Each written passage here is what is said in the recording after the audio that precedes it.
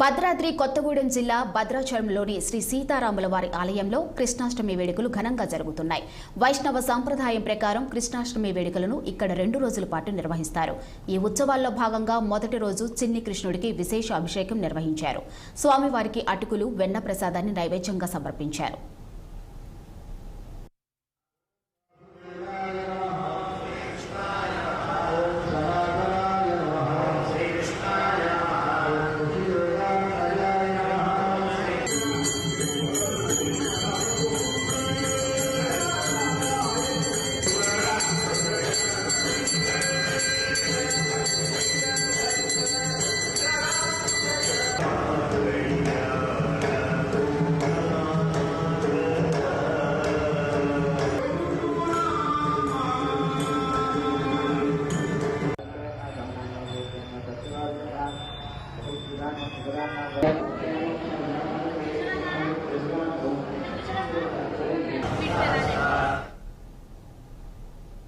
సూర్యాపేట జిల్లాలో